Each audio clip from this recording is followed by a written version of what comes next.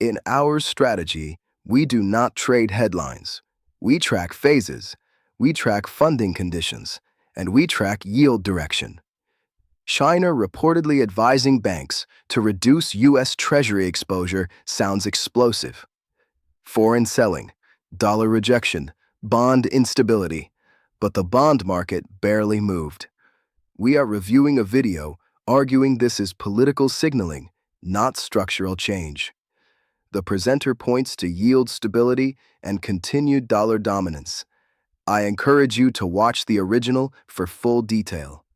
Our goal is to translate it into our strategy. The claim is simple. China makes announcements, media amplifies them, but markets price fundamentals. If treasuries were being abandoned in size, long-term yields would be rising aggressively. They are not. They have been stable. Stable yields suggest demand remains intact. Demand reflects growth expectations. It reflects inflation expectations. And it reflects demand for safety.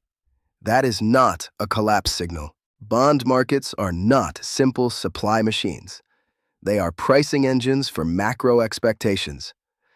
If growth looks fragile, buyers step in regardless of political noise. If the dollar were structurally losing reserve status, we would see deterioration in usage. We would see funding stress. We would see transaction share falling. That is not what the data shows. Gold rising does not automatically mean dollar collapse. Gold can rise during uncertainty. It can rise when real yields compress. Multiple signals can coexist. In our strategy, this aligns more with Phase 2 pressure, not Phase 3 breakdown. There is narrative intensity, but there is no plumbing stress confirmation. Credit spreads widening materially, weak treasury auctions, funding markets tightening, long yields rising without growth acceleration. Those would matter. In the near term, range behavior or controlled compression carries higher probability than disorderly breakdown.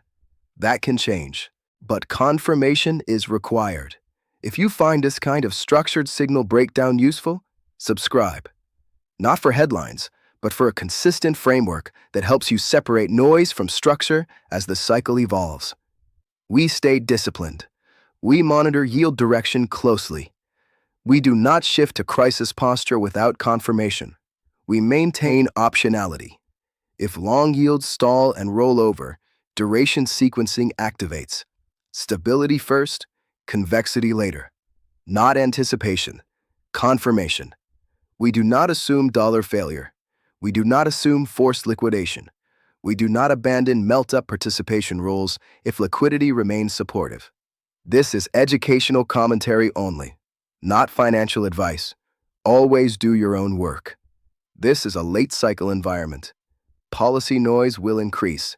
Structural signals matter more. We do not need to be early. We just cannot afford to be late.